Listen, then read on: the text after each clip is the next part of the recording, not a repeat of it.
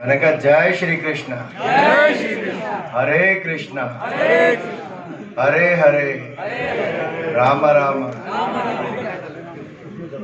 तो मुंबई में सुन के और अच्छा लगता है। चल मन वृंदावन के इस शानदार कार्यक्रम के शुभ अवसर पर मंच पर उपस्थित मथुरा की लोकप्रिय सांसद आदरणीय श्रीमती हेमा मालिनी जी, लोकसभा में हमारे सहयोगी और सांसद माननीय श्री शत्रुघ्न सिन्हा जी, मंच पर उपस्थित आईओसी के चेयरमैन श्रीकांत वैद्य जी, डॉक्टर बंसल जी, डॉक्टर हरिवंश चतुर्वेदी जी, उपस्थित फिल्म जगत के सभी महान कलाकार, उपस्थित देवी और सज्जनों और मीडिया से आए हुए मेरे प्रिय मित्रों, चल मन वृंदावन कान्हा के ब्रिज की एक झलक है। और जब हम श्री कृष्ण की बात करते हैं तो पहली गाली पर सिर काटने का सामर्थ्य रखने के बावजूद भी जो 99 गाली सुनते हैं तो वह कृष्ण है। सुदर्शन चक्र समान शस्त्र रखने पर भी हाथ में अगर सदैव मुरली रखते हैं तो वह कृष्ण है। द्वारका सा वैभव होने पर भी अगर सुदामा जैसा मित्र है तो वह कृष्ण है। मृत्यु के फन पर मौजूद होने पर भी अगर नृत्य है तो कृष्ण है। सर्वसमर्थ होने पर भी अगर सारथी बनते हैं तो कृष्ण है। और इसी चेतना का जागृत होना राधा रानी है। सबसे पहले तो आज इस कॉफी टेबल बुक चल मन वृंदावन के उद्घाटन के अवसर पर मैं हेमा जी को और उनकी सारी टीम को बहुत बहुत बधाई और शुभकामनाएं देता हूं और धन्यवाद भी देता हूं कि आपने मुझे इससे जुड़ने का अवसर दिया। ये बहुत ही सुंदर और इंफॉर्मेटिव कॉफी टेबल बुक तो है ही। एक सांसद की भूमिका क्या हो, अपने क्षेत्र को सजाने की, संवारने की, और आप किसी ऐतिहासिक स्थान के साथ जुड़े हो तो आपकी जिम्मेदारियां शायद और भी बढ़ जाती हैं। और जब हेमा जी की बात आती है तो किसी शायर की गजल, मेरा गला थोड़ा भाषण देने के खराब है, लेकिन ड्रीम गर्ल के अपने ड्रीम्स पूरे होना। और मैं देख ही रहा था, मैंने बहुत बार बड़े पर्दे पर तो हेमा जी को देखा है, संसद में अपने क्षेत्र के विषयों को उठाते हुए भी बड़ी गंभीरता के साथ देखा। नहीं तो जो बड़े पर्दे से लोग आते हैं उनका बड़ा कद भी होता है, लेकिन लोकसभा में या राज्यसभा में उस तरह से विषयों को नहीं उठा पाते। लेकिन कहीं ना कहीं मथुरा के साथ दिल से जुड़ी हुई वृंदावन ब्रज की बात करते हैं हम, तो हेमा जी केवल एक सांसद के रूप में नहीं, इन्होंने अपने आप को वहां तक ढाला है, रस बस गई है वहां पर। ये मथुरा का एक सौभाग्य है कि हेमा जी जैसी सांसद हमारे मथुरा को मिली है। और अपना दायित्व निभाते हुए जो उन्होंने ब्रिज पे कान्हा जी के, जो मैं कहूँ, एक झलक दिखाने का प्रयास किया है। Hema ji, this is a very noble cause, let me thank you for that. And various cultural dimensions of Braj are being presented in the coffee table book. Although the cultural landscape of Braj is quite vast, but in this book information about it has been divided into 5 sections. Due to this, the message of the book has become very clear and understandable. The book has history, culture, religion and festivals like Holi. The book also proved to be very popular among scholars, tourists and travelers who want to have a first-hand knowledge of Braj, and I'm sure it's going to help a lot of tourists. It has been published in both Hindi and English languages. Entire Braj has been described in 50 articles with the support of 150 photographs in a 250 pages book. It was not an easy task, but Hemaji, let me say this, your team, whether from the cameraman to Professor Bansal, everyone has done a fantastic job. Not only with the book, but with the fashion show also, with the fabric to fashion, everyone has fascinated all of us today. Congratulations to the team who has put in all the efforts behind the fashion show. लेकिन जब जैकी श्रॉफ जी आए तो मैंने देखा ईशा के हाथ में उन्होंने बुके नहीं लिया, लेकिन बीड़ू का प्लांट इंडिया आपको देने का काम किया है। तो हर कोई अपनी कोई ना कोई छाप छोड़ने का यहाँ पे काम किया है। तो हर कोई अपना दायित्व निभा रहा है, कोई कला के क्षेत्र में, कोई अपने लोकसभा के क्षेत्र में। मुझे भी सूचना प्रसारण मंत्री के नाते मैं इतना ही कह सकता हूँ, हेमा जी, ये जो काम आपने एक कॉफी टेबल बुक के माध्यम से किया और इंडियन ऑयल ने एक बड़ी भूमिका यहाँ पे निभाई है, चाहे दूरदर्शन हो, ऑल इंडिया रेडियो हो, हमारे जितने भी उपक्रम हैं उनके माध्यम से इसको जन जन तक देश और विदेश में पहुंचाने का काम हम करेंगे, हमें विश्वास दिलाते हैं। अब कहीं ना कहीं देखा जाए तो शायद मेरे भाग्य में आज दिन ही ऐसा था कि मैं रात को 2-2:30 बजे अपनी यात्रा जो राजस्थान में चल रही थी उसके कार्यक्रम खत्म करके नाथद्वारा पहुंचा और श्रीनाथ जी के दर्शन सुबह किए और आज चलमन वृंदावन की यहाँ पर लॉन्च करने का अवसर मिला। तो मैं तो सौभाग्यशाली हूँ। ये आप ड्रीम गर्ल्स की ड्रीम देखते रहे और मैं संसद में उनके साथ एक उनका सहभागी भी हूँ, उनके साथ लोकसभा का सांसद भी हूँ। एक बड़ी बात जो यहाँ पर है कि माननीय प्रधानमंत्री मोदी जी ने भी इस पर, अगर कॉफी टेबल बुक पर मैंने जो उनका संदेश छपा है, प्रधानमंत्री जी ने भगवान श्री कृष्ण को भारतीय समृद्ध चिंतन परंपरा का प्रकाश पुंज कहा है। और जब मैं प्रधानमंत्री मोदी जी की यहाँ पर बात करता हूँ तो काशी विश्वनाथ आप सब जानते हैं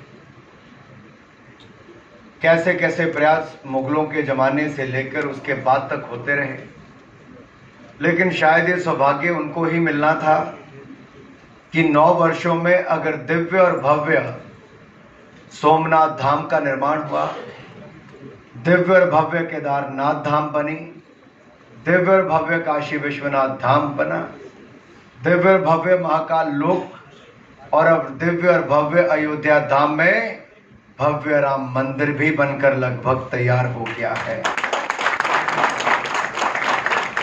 तो कुछ लोगों के मन में तोड़ने की भावनाएं थी, कुछ लोग आज भी सनातन धर्म को जड़ से मिटाने का संकल्प लेकर चले हैं, लेकिन शायद वो भूल गए ये सपने लेकर मुगल भी आए थे जो खाक हो गए, अंग्रेज आए थे जो उल्टे पांव हो गए। सनातन था, सनातन है और सनातन रहेगा। दूसरा मैं ये कहना चाहता हूं, G20 की अध्यक्षता में अब ये बंद कमरे की बैठक भी हो सकती थी। दुनिया का कोई देश जो नहीं कर पाया वो 60 शहरों में 200 से ज्यादा मीटिंग्स करके भारत के आर्ट, कल्चर, ट्रेडिशंस को, कला, संस्कृति और हमारी परंपराओं को दुनिया के देशों तक पहुंचाने का जो बड़ा काम हुआ है। और एक तरह से अगर आप फीडबैक लेंगे जो दुनिया भर के बड़े से बड़े नेता यहाँ पर आए, तो शायद उन तक वो जानकारियां उस तरह से नहीं थी जो एक G20 की अध्यक्षता में भारत को करने का अवसर मिला। ये अवसर होते हैं,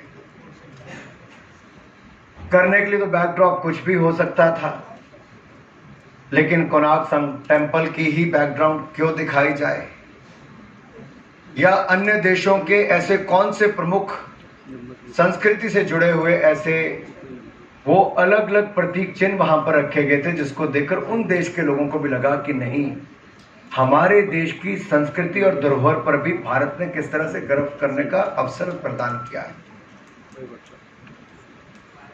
बड़े बड़े देशों के राष्ट्रपति प्रधानमंत्री आते हैं, बापू की समाधि पर जाने का अवसर मिलता है, लेकिन ये कभी नहीं हुआ कि 20 देशों से ज़्यादा के राष्ट्रपति और प्रधानमंत्री आए, हेड ऑफ द स्टेट आए, वर्ल्ड ऑर्गेनाइजेशंस के हेड ऑफ आए और आकर एक साथ महात्मा गांधी जी की समाधि पर आए, वो भी अवसर G20 की प्रेसिडेंसी में मिला।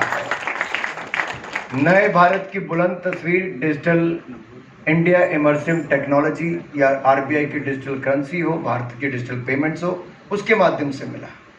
ये सारी बातें मैं इसलिए रख रहा हूं क्योंकि कोई एक मंच आपको मिलता है जहां पर आप अपने देश के अलग अलग क्षेत्रों को दिखाने का प्रयास करते हैं। हेमा जी थोड़ी झिझक कर कह रही थी कि क्या एक बुक लॉन्च पर फैशन शो करना चाहिए कि नहीं। हेमा जी, एक बार नहीं बार बार करना चाहिए क्योंकि हमारी ताकत है। हमने B20 की मीटिंग जब की तो हमने फ्यूजन म्यूजिक वहां पर चलाया और साथ में फैशन शो वहां पर किया, भारत के खादी को दिखाने का, भारत के फैब्रिक को दिखाने का कि भारत के टेक्सटाइल की, भारत के गारमेंट्स की क्या ताकत है। और दुनिया भर के जो बड़े बड़े नेता वहां पर आए थे मंत्रमुग्ध हो गए कि भारत की विरासत क्या है, भारत के खादी से लेके अन्य फैब्रिक की ताकत क्या है। और हमें जहां पर अवसर मिले करना चाहिए। हमारे फाइनेंस मिनिस्टर्स की जो मीटिंग थी तो अहमदाबाद में भी उसको चला, ऐसी तरह से फैशन शो वहां पर किया गया जहां पे खादी को दिखाया गया। तो मुझे लगता है आपने भी एक बहुत अच्छा प्रयास किया है बुक के साथ साथ फैब्रिक और फैशन को प्रमोट करने का, जो ब्रिज के साथ जुड़ा है, इसलिए मैं आपको अभिनंदन, आपको बधाई देता हूं। ज्यादा समय मैं नहीं लूंगा, लेकिन इतना जरूर कहूंगा कि प्रधानमंत्री जी ने जो आजादी का अमृत महोत्सव मनाते हुए पंचप्रण की बात कही कि अमृत काल में हमें ये संकल्प लेना है कि भारत को स्वर्णिम काल की ओर लेकर जाना है। यानी कि जब भारत 100 साल मनाएगा तब हमारा स्वर्णिम काल होगा। और इन 25 वर्षों में हर भारतीय को इन पंचप्रण जिसकी मैं बात कर रहा हूं, पहला प्रण है भारत को विकसित भारत बनाना, दूसरा गुलामी की मानसिकता से मुक्ति पाना। आज भी बहुत सारे लोग गुलामी की मानसिकता के उसी सोच के साथ चल रहे हैं। तीसरा है अपने गौरवशाली इतिहास पे गर्व करना, अपनी कला संस्कृति, अपनी परंपराओं को आगे बढ़ाना, जो हेमा जी कर रही। भारत की एकता एकजुटता को और बनाए रखना और मजबूत करना, जो हम सबका कर्तव्य है। और पांचवा है हर भारतीय को अपना कर्तव्य पालन करना, और कर्तव्य पालन करना है भारत को विकसित भारत बनाने के लिए। और मेरा विश्वास मानिए, ये केवल आस्था के केंद्र नहीं है। अगर आधारभूत ढांचा अच्छा बने, जीर्णोद्धार किया जाए, तो ये अर्थव्यवस्था के और रोजगार स्वरोजगार के भी बहुत बड़े केंद्र बनते हैं, जो सोमनाथ, केदारनाथ, काशी विश्वनाथ के साथ साथ ऐसे अन्य उदाहरण देखे गए। चाहे करतारपुर कॉरिडोर को खोला गया, बौद्ध सर्किट बनाया गया, हेमकुंड साहिब से लेकर चारधाम यात्राओं के लिए बड़े बड़े रोड नेटवर्क और रेलवे नेटवर्क बनाए गए। ये सब तब हुआ जब विकास उन क्षेत्रों तक भी पहुंचा जहां तक पहले नहीं पहुंचता था।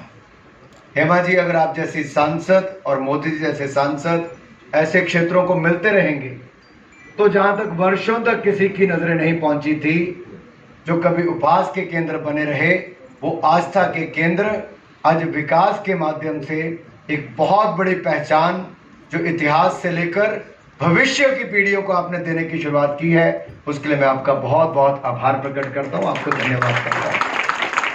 साथ ही धन्यवाद करना चाहता हूं इंडियन ऑयल का, क्योंकि स्पॉन्सर ना हो, कोई इन्वेस्ट ना करे तो शायद आप जितने मर्जी एफर्ट्स कर ले नहीं होते। और सही मन और सही भाव के साथ अगर कोई अपने एफर्ट्स ना करे, जो प्रोफेसर बंसल ने किए, चाहे ऑस्ट्रेलिया रहते हैं लेकिन वहां से रहकर भी दिल वृंदावन में ही था। कुछ लोग तो यहीं पे सनातन को खत्म करना चाहते हैं प्रोफेसर साहब,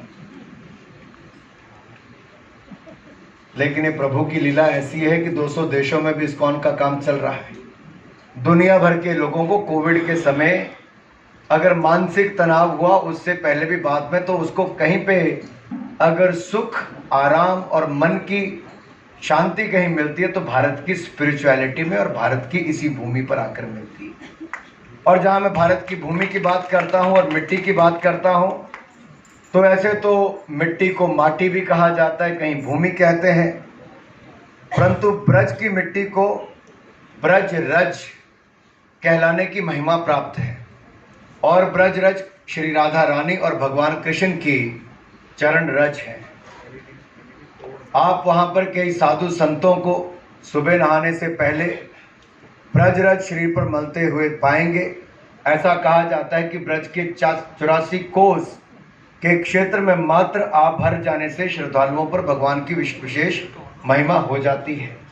और हेमा जी ने जो हमें वृंदावन पर कॉफी टेबल बुक दी, इसमें जहाँ वो बीच में थ्रेड रखा गया वो 84 कोस पर ही रखा गया है, ताकि सबका ध्यान 84 कोस पर ही जाए। और मैंने विशेष तौर पर मिट्टी की बात इसलिए की है कि चरण रज की जब बात करते हैं, राधा कृष्ण जी की बात जो करते हैं, तो धरती के साथ कैसे एक एक पहलू उसका महत्वपूर्ण है। कई बार हम उस स्थान तक जाते हैं लेकिन उसका ज्ञान हमें नहीं होता, और कहीं ना कहीं गुलामी में रहते हुए पहले मुगलों की फिर अंग्रेजों की हमें इतिहास भी ऐसे पढ़ाए गए कि सत्य क्या है उसकी सही जानकारी भी नहीं। तो प्रोफेसर बंसल जी, आप जैसे लोगों का एक बहुत बड़ा योगदान सही इतिहास जन जन तक पहुंचाने की जिम्मेदारी भी है। और हेमा जी जैसे चुने हुए प्रतिनिधि ना केवल ब्रज तक बल्कि दुनिया तक सही जानकारी, साहित्य की और अपने क्षेत्र के विकास को लेकर एक बहुत बड़ा प्रयास आपका है। मुझे लगता है हम जैसे लोग अगर ये करेंगे तो मैं भी देवभूमि हिमाचल प्रदेश से आता हूँ जहाँ देवियों का वास है। आपको वहाँ के लिए भी निमंत्रण देता हूँ कि आप वहाँ पर भी आएँ। और हेमा जी तो आती हैं, चुनावों में प्रचार भी करती हैं, वहाँ तो कुछ डायलॉग से काम चलता है, पार्लियामेंट में आकर ये अपने क्षेत्र तक सीमित होती हैं। आज इन्होंने संस्कृत, हिंदी से लेकर अंग्रेजी तक एक शानदार भाषण दिया जो बिल्कुल दिल से जुड़ा हुआ था। इसलिए हेमा जी आपको बहुत बहुत बधाई और आपकी पूरी टीम को। वैसे जो एमसी थी यहाँ पर, उन्होंने रंजीत जी का नाम लेकर कहा विलन अपने टाइम के बहुत बड़े खलनायक, लेकिन वो कितने अच्छे इंसान होंगे कि हेमा जी ने उस खलनायक का स्वागत करने के लिए अपनी बेटियों को बुलाया है।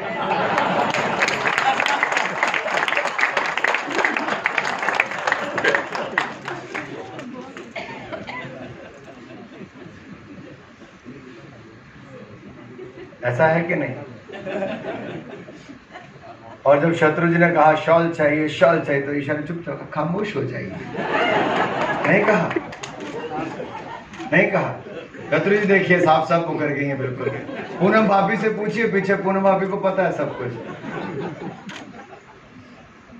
वैसे दुनिया अपने ब्रांड एम्बेसडर बहुत सारे लोगों को बनाती है, लेकिन कुछ दिन पहले जैकी श्रॉफ जी दिल्ली में ही थे, पर्यावरण को बचाने और बढ़ाने का एक कार्यक्रम था। तो मैंने वहां पर भी देखा इन्होंने सब कुछ चीजें छोड़ के एक प्लांट अपने हाथ में पकड़ रखा था, और तब से लेके वो प्लांट लेके ही घूम रहे हैं, हर रोज लेकर जाते हैं। सिप्पी साहब, आपने ठाकुर के साथ बड़ा अन्याय किया था शोले में वैसे, लेकिन वो हमारी पीढ़ी ने तो बहुत बार वो पिक्चर देखी। आपने वो सितारे सब यहाँ पर इकट्ठे किए हैं जो हमने बचपन से लेकर अपनी जवानी तक जिन सबको देखा है। बहुत बड़े महानुभाव हैं, बहुत बड़े कलाकार हैं। हेमा जी, आपने यही कमाया है कि आप ऑफ स्क्रीन भी और स्क्रीन पर भी लोगों के दिलो दिमाग पर छाई रहती हैं अपने काम के कारण, चाहे वो फिल्मों पर हो, अपने नृत्य के कारण, या अपने क्षेत्र मथुरा के कारण। आप इस काम को आगे बढ़ाते रहिए, सफलता आपके कदम चूमे। आपको बहुत बहुत बधाई, बहुत बहुत शुभकामनाएं। जय हिंद, जय भारत, जय ब्रज।